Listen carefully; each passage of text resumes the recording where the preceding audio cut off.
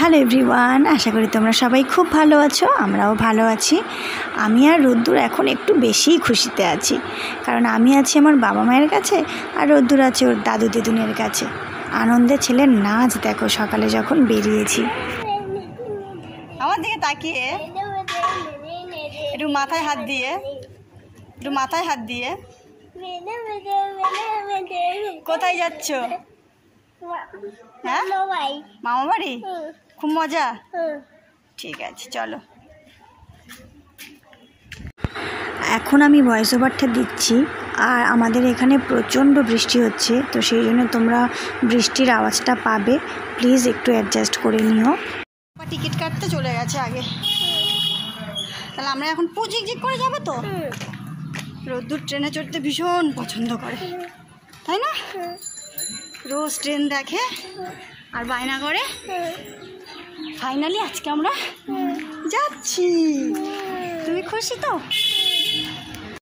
প্ল্যাটফর্মে পৌঁছানোর পর রোদ্দুরের একটাই প্রশ্ন, মামাম ট্রেন আসছে না কেন? ট্রেন কখন আসবে? সারাক্ষণ যতক্ষণ না ট্রেন এসেছে এই প্রশ্নটাই করে গেছে আমাকে আর ওর বাবাকে। কতক্ষণে ট্রেন আসবে আর ও ট্রেনে উঠবে, প্রশ্ন করে করে আমাদের মাথা খারাপ করে দিয়েছে পুরো। সকাল থেকে বৃষ্টি হচ্ছিল না, আমরা ট্রেনে উঠবো ঠিক সেই সময় বৃষ্টিটা শুরু হয়েছে। আর শিয়ালদা যখন এসছি তখন মুষলধারে বৃষ্টি হচ্ছে। মাঝখানে যদিও একবার একটু কমে গেছিলো, মানে প্রায় থেমে যাওয়ার মতো, তারপর আবার শুরু হয়েছে। আর পরের বারটা যখন শুরু হয়েছে তখন মানে প্রথমবারের থেকেও জোরে বৃষ্টি শুরু হয়ে গেছে।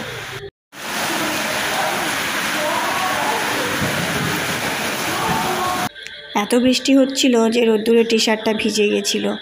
ওর বাবার কোলে ছিল, তবুও ভিজে গেছে। ওর বাবাও কিছুটা ভিজে গেছিলো। তো আমাদের তো আর চেঞ্জ করার অপশান নেই, ছেলেকে চেঞ্জ করে দিয়েছি আমরা। তারপরে ওর বাবা যা করে আর কি, ট্রেনে উঠলেই পাঁপড় ভাজা, বাদাম ভাজা এসবই খেতে থাকে সারাক্ষণ। চুপচাপ নাকি বসে থাকতে ভালো লাগে না, হয় ঘুমাবে আর না হয় কিছু না কিছু খাবে। আর এখন ছেলেও বাবার সাথে মানে যোগদান করে। বাবাও খুশি, ছেলেও খুশি, আমি আর কি দর্শক। আমাদের ট্রেন যখন ছেড়ে দিয়েছিল শিয়ালদা থেকে, তখন বৃষ্টিটা মোটামুটি মানে থেমে গেছিলো বলা চলে, একটু একটু ঝিরঝির করে হচ্ছিল। আর তারপর যখন এই সবুজ দেখতে পেলাম, মনটা কি ভালো হয়ে গেল। আসলে আজকে খুব কষ্ট হয়েছে, একে তো প্রচণ্ড গরম, তার মধ্যে এত বৃষ্টি। এবার বৃষ্টির কারণে ট্রেনের জানালা বন্ধ রাখতে হয়েছিল বেশ অনেকক্ষণ, ওই দিকেও এই দিকেও দুদিকেই। তো সেই জন্য ভেতরে আমরা মানে এই ব্যবসা গরমে সবাই যেন হাঁপিয়ে উঠছিলাম। তারপর যখন বৃষ্টিটা থেমে গেল আর এই রকম সবুজ দেখতে পেলাম, সত্যি মনটা খুব ভালো হয়ে গেছিলো। আর এই দেখো, আমরা ট্রেন থেকে নেমে টোটো ধরতে হয়, আর টোটো থেকে নামলেই আমাদের বাড়ি। আর বাবা মা দুজনেই দাঁড়িয়েছিল আমাদের জন্য। আমাদের গ্রামটা দেখো কত সুন্দর, তাই না? তোমাদের সাথে এটা শেয়ার করব না, এটা তো হতেই পারে না। আজকে খুব ভালো একটা ঘটনা ঘটেছে। আমাদের মধ্যমগ্রাম প্ল্যাটফর্মে যখন দাঁড়িয়েছিলাম, একজন ভদ্রলোক আমাদের পাশে দাঁড়িয়েছিল। এবার কথায় কথায় রোদ্দুর যে মোবাইল দেখে না, সেটা যখন ওনাকে বললাম, মানে উনি যখন শুনলেন আমার কাছ থেকে, উনি খুশি হয়ে এই বইটা রোদ্দুরকে দিয়েছে। যে বোধহয় উনি বই বিক্রি করেন, বা হতে পারে ওনার বাড়ির কারোর জন্য কিনেছিলেন, সেটা আমি বুঝতে পারিনি। ওনার কাছে ব্যাগ ছিল, ব্যাগের ভেতর থেকে বের করে দিয়েছেন। আর এই যে রামায়ণ বইটা দেখছো, ছোটদের রামায়ণ, এটা আমার বাবা রোদ্দুরের জন্য কিনে রেখেছে। বাবা তো রোদ্দুরকে প্রচুর বই দেয়, যতবার আসি ততবারই বই দেয়।